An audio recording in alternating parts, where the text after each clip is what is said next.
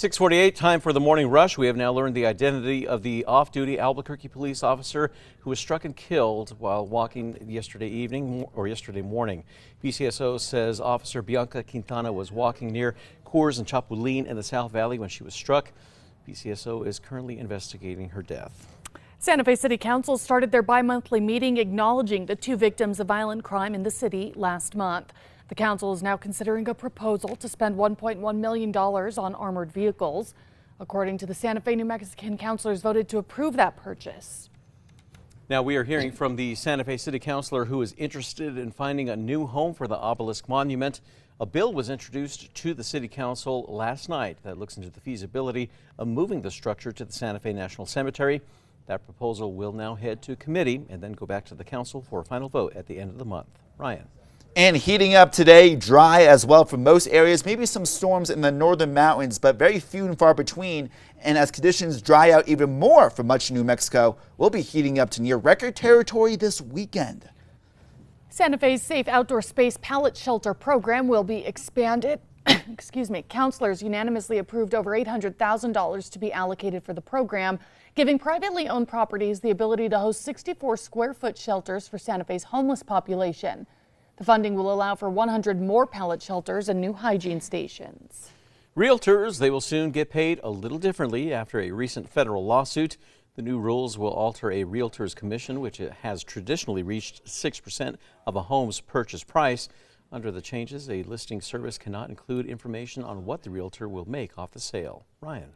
Most likely rain-free today. Our monsoon meter only a 1 out of 10. Any storms will most likely be in the mountains today. Very few and far between, very weak. Temperatures on the rise today, and temperatures will continue to be on the rise ahead.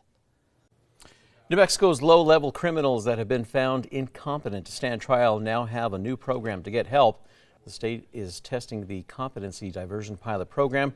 Now, in that program, participants, they will then be assigned a forensic navigator to work with them for at least 6 months to find treatment and community services. The pilot program will launch in Las Vegas tomorrow. The fall fiesta at the Valles Caldera National Preserve is right around the corner. From October 5th through the 13th, you can enjoy ranger-guided programs, guest speakers, local art, and more. Entry into the park is free during the festival. A New Mexico student is receiving recognition for his work on local farms. Moriarty High School graduate Wiley Schwiebach is now a finalist for the National Future Farmers of America American Star Award. The organization says that his work on a 2,500-acre irrigated farm has saved nearly 50% on transportation costs, labor, and time.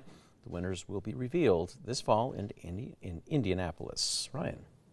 And taking a look at traffic right now, very good traffic, no major accidents or slowdowns right now. And a tracker right now heading south on I-25 past Montgomery near Comanche. Very few in the way of any cars from what we can see. Again, good traffic. We'll keep you up to date on any accidents or slowdowns ahead.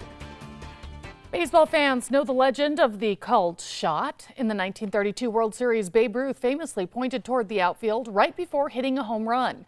This month, Ruth's jersey that he wore during that game could fetch $30 million at auction. That would smash the current record of just over $10 million for Michael Jordan's 1998 Bulls jersey. And it's time now for the 5 facts. At number 5, Albuquerque's Palo Duro Senior Center is celebrating its 50th anniversary this week. Well, last night they began the festivities with a dinner and a dance. It was a golden jubilee, highlighting the center's success and how it paved the way for similar facilities in the city. Seniors we spoke with told News 13 that they could not be happier with all that the center provides for them. The center is going to have an open house today. That's where non-members can learn more about the facility from 9 a.m. until noon. And number 4, Albuquerque city leaders announced 2 major changes that could bring new life to the downtown area. It's fueled by 2 initiatives meant to increase funds and enhancements. $200 million could be pumped in over the next 20 years. The city hopes tax increment financing will contribute to the area. The second change is a business improvement district. It'll give the community control to collaborate with the city to enhance things like beautification, safety, and parking. There are also plans to submit legislation to the city council to crack down on landlords responsible for abandoning downtown buildings. And at number 3, we're going to be dealing with the heat. Today, temperatures rising well into the 80s and 90s in the Rio Grande Valley from Santa Fe to Socorro. Some triple-digit heat in southern areas of New Mexico today. Very few in the way of any thunderstorms today, and with mostly rain-free conditions ahead, temperatures near record-breakingly hot ahead. And number 2, we're getting a behind-the-scenes look at the new Metropolitan Forensic Science Center. APD says it's their greatest tool for solving crimes across the city. The facility processes evidence like DNA, fingerprints, chemistry, and firearms. APD says the work at the center is done diligently to get things right to strengthen an officer's case.